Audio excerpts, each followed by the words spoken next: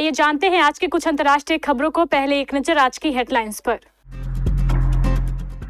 वक्फ संशोधन बिल पर चिराग पासवान का बड़ा बयान, मुसलमानों को दे दिया दो टूक जवाब।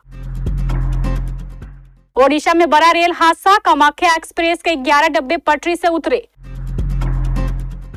सबसे मजबूत बिल्डिंग बैंकॉक में स्काई स्क्रैपर बनाते हुए बड़ी डींग हाँक रहा था चीन, भूकंप के पहले झटके में हो गया जमीन दोज। गाजा में युद्ध विराम के प्रस्ताव को हमास ने दी मंजूरी, इजराइल ने पेश कर दिया नया प्रपोजल। ट्रंप की धमकी के बाद अमेरिकी उपराष्ट्रपति जेडी के ग्रीनलैंड जाने के क्या है मायने। ट्रंप ने हमला किया तो ब्रिटेन के डियागो गारियास को बर्बाद कर देगा ईरान।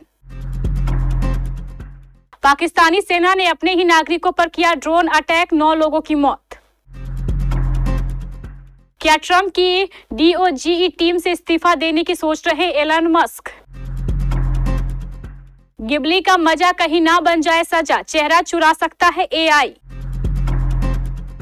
और पहले मैच हारे और अब जुर्माना देना पड़ेगा।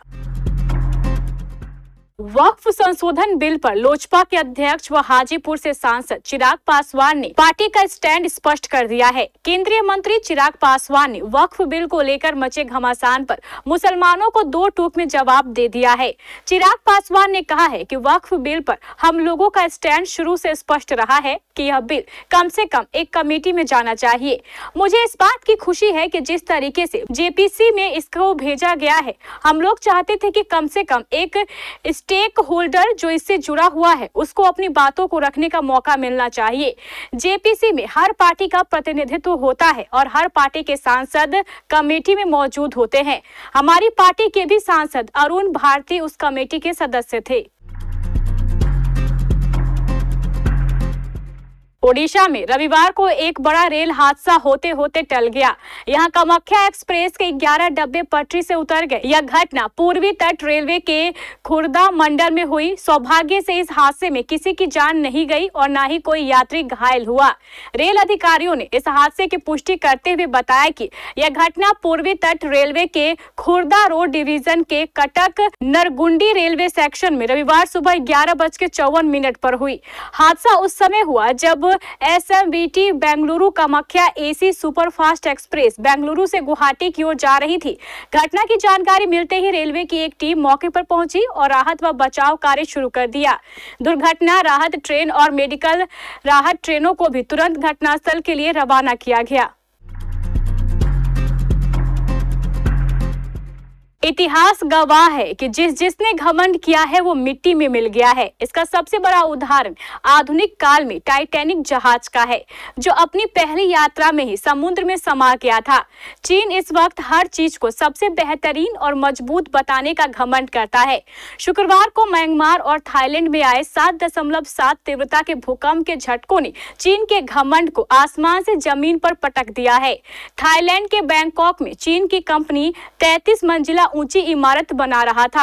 यह बिल्डिंग बनकर तैयार हो गया था और अब सिर्फ बाहरी काम चल रहा था, लेकिन भूकंप के झटकों की वजह से यह बिल्डिंग अब जमींदोज हो चुका है। इसके बाद से चीनी कंपनियों के निर्माण कार्य सवालों के घेरे में आ चुके हैं। रिपोर्ट के मुताबिक अब चीन के इस जमींदोज हो चुके निर्माण कार्य की जांच की जा रही है। आपको यह जानकर हैरानी होगी कि इस स्काई स्क्रैपर को मिट्टी में मिलाने में कुछ सेकंड का ही वक्त लगा, जिससे धूल और मलबे का गुबार हवा में चारों तरफ फैल गया और दर्जनों लोग मलबे के नीचे फंस गए। फिलिस्तीनी गुट हमास ने गाजा पट्टी में युद्ध विराम के लिए मध्यस्थतों के प्रस्ताव को मंजूरी दे दी है। यह प्रस्ताव उसे 2 दिन पहले मिला था, जिसे शनिवार को मंजूरी दी गई। हालांकि इसके बाद इजराइल ने एक नया युद्ध विराम प्रस्ताव पेश कर दिया। इस प्रस्ताव के मुख्य बिंदुओं में बंधकों की संख्या में बदलाव शामिल है। युद्ध विराम पर बातचीत के बीच ही इजरायली फोर्स ने गाजा राफा में जमीनी हमले भी अभियान शुरू कर दिए हैं। इससे युद्ध विराम में अड़चन पैदा होती दिख रही है। हमास ने शनिवार को कहा है कि उसने मध्यस्थ मिस्र और कतर से गाजा में युद्ध विराम के लिए मिले नए प्रस्ताव को स्वीकार कर लिया है। इसके बाद इजराइल ने कहा कि उसने तीसरे मध्यस्थ अमेरिका के साथ समन्वय से एक नया प्रस्ताव दिया है। मिस्र ने इस सप्ताह की शुरुआत में इजराइल की ओर से हमले शुरू करने के बाद गाजा में युद्ध विराम के लिए एक प्रस्ताव रखा था। इसे शनिवार को हमास ने मंजूरी दे दी है। अमेरिका के उपराष्ट्रपति जेडी वेंस शुक्रवार को अपनी पत्नी ऊषा वेंस के साथ ग्रीनलैंड पहुंचे। जेडी वेंस ने यह यात्रा ऐसे समय में की है जब ट्रंप बीते कुछ दिनों में कई बार ग्रीनलैंड को अमेरिका में शामिल करने की बात कह चुके हैं। सबसे पहले साल 2019 में डोनाल्ड ट्रंप ने ग्रीनलैंड को खरीदने की इच्छा जताई थी। दूसरी बार सत्ता में आने के बाद ट्रंप लगातार यह संकेत दे रहे हैं कि अमेरिका अपने ग्रीनलैंड प्लान के लिए अपनी आर्थिक ताकत या सेना का इस्तेमाल कर सकता है। हालांकि वेंस ने कहा, हमें नहीं लगता है कि सैन्य बल की कभी आवश्यकता पड़ेगी।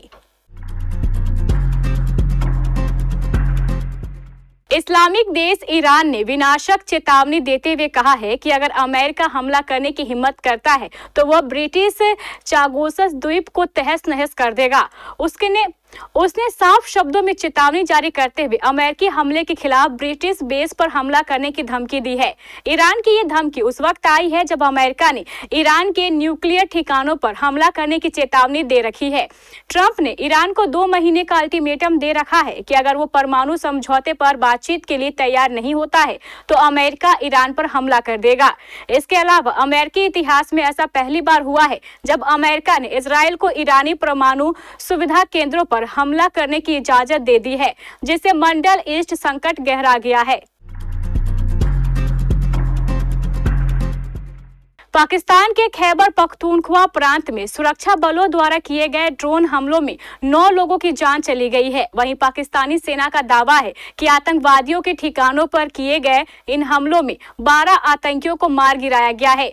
एक बयान में कहा गया है कि शनिवार सुबह आतंकवाद रोधी अभियान के तहत मर्दान जिले के कटलांग के सुदूर पहाड़ी क्षेत्र में आतंकवादियों के ठिकानों को निशाना बनाया गया। रेस्क्यू 1122 के प्रवक्ता मोहम्मद अब्बास ने बताया कि उन्होंने जिला उपायुक्त के निर्देश पर मर्दान स्वायत्त मोटरवे पर 7 पुरुषों और 2 महिलाओं के शव को मेडिकल कॉम्प्लेक्स में स्थानांतरित किया है। उन्होंने कहा है कि मारे गए लोगों के शवों की पहचान नहीं हो पाई है। सभी शव बुरी तरीके से क्षत विक्षत है। स्थानीय लोगों ने दावा किया है कि मारे गए लोग स्वायत्त जिले के चरवाहे थे। उनका आतंकियों से कोई संबंध नहीं है। अमेरिकी राष्ट्रपति डोनाल्ड ट्रंप के करीबी और अरबपति कारोबारी एलोन मस्क ने संकेत दिए हैं कि वह अमेरिकी सरकार के खर्चों में कटौती करने वाली संस्था डिपार्टमेंट ऑफ गवर्नमेंट एफिशिएंसी से मई के अंत तक इस्तीफा दे सकते हैं।